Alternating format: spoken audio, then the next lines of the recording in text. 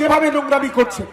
আমার এখানে অনেক মুসলমান ভাই আছে, আপনারা বলুন তো, আপনারা কোনোদিন শুনেছেন যে রাজ্য সরকারকে যে সমর্থন করবে যে মুসলমান তার ঈমান চলে যাবে, সে বেঈমান হয়ে যাবে? সে যদি ইমাম সাহেব হয়, সে যদি মুয়াজ্জিন সাহেব হয়, সে যদি পীর সাহেব হয়, সে যদি আলেম হয়, সে যদি সাধারণ মানুষ হয়, কোন হাদিসে কোন কোরআনে কোথায় লেখা আছে? বাংলা 3 কোটি মুসলমানের মধ্যে 2,80,00,000 মুসলমান তৃণমূল কংগ্রেসকে সমর্থন করে, মমতা বন্দ্যোপাধ্যায়কে সমর্থন করে, রাজ্য সরকারকে সমর্থন করে। ভাবতে পারছেন কোন জায়গায় নিয়ে যাচ্ছে? এইটা বলার অধিকারটা কে দিয়েছে? এই দালাল, এই বর্বরের, এই বেঈমান বিশ্বাসঘাতকের, এই কাফেরের কে এই ক্ষমতা দিয়েছে? আমি প্রশ্ন করতে চাই, আমরা যারা মুসলমান আছি, আমাদের নবী হচ্ছে হযরতে মুহাম্মদ সাল্লাল্লাহু আলাইহি সাল্লাম, আমরা তার নামে দরুদ পড়ি। আজকের এই কমরেড আব্বাস বলছেন কি, আমার নামে বিশ্বের মুসলমানরা দরুদ পড়ুন, না হলে তাদের নামাজ হবে না। আমি যারা মুসলমানরা আছেন, যারা নামাজি, যারা পরেজগার আলেম ওলামা আছেন, বেশ কিছু আলেম মুখ খুলেছে, আর আমাদের যারা বেশ কিছু মানুষ আছে যারা এদের দালালি করে, দাবেদারি করে, তাদের বলছি, কোথায় লেখা আছে? ওই আব্বাস ভণ্ডর আমরা হাত পেতে ভিখারির মতো টাকা নিই না, আমরা মানুষকে টাকা দিই। আমরা গ্রামের মানুষের জন্য কাজ করি।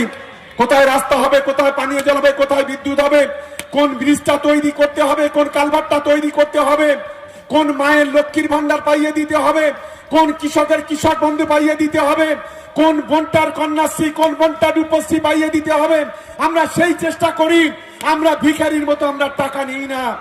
বলে আমাদেরকে ভয় দেখাতে যাবেন না, ভয় দেখাতে যাবেন না। আমরা সেই মেটেরিয়াল, অভিষেক বন্দ্যোপাধ্যায়, মমতা বন্দ্যোপাধ্যায়ের মেটেরিয়াল। এই ধাতুটা এত সহজে জ্বলানো যাবে না। তোমরা আমাদের যত তাতাবে তত আমরা গর্জাবো, এটা মনে রেখে দিও। বড় বড় কথা বলে, বাজার গরম করে, ইউটিউবে 4টে লোক নিয়ে রাস্তায় নেতাদের ঘিরে ধরে বড় বড় কথা বলা, এসব বন্ধ করুন। মনে রাখবেন, এটা হলো ক্যানিং পূর্ব, এখানে বাদনামোর কোনো জায়গা নেই। আমরা কথা দিয়ে যাচ্ছি, আজকে 2টো বিধানসভা আমরা একে অপরের কাঁধে কাঁধ রেখে চলি। এই 2টো বিধানসভাতে যারা বিরোধীরা আছে তাদেরকে চ্যালেঞ্জ করে বলে যাচ্ছি, আমাদের লাস্ট হচ্ছে 70,000। আমাদের ছোট ভাই পরেশ, ও গত লোকসভা নির্বাচন থেকে জিতেছিল। আমি বলছি, তোমাদের যদি হিম্মত থাকে, তোমাদের বাবার যদি ক্ষমতা থাকে, আমাদের 2টো বিধানসভায় 70,000-এর নিচে লিড দেখাবে, তবে তোমাদের বাপের বেটা বলবো। আজকের এই প্রকাশ্যে মাকাল তোলার এই জনসভা থেকে আজকের প্রকাশ্যে ভাবে আজকের ঘোষণা করে যাচ্ছে।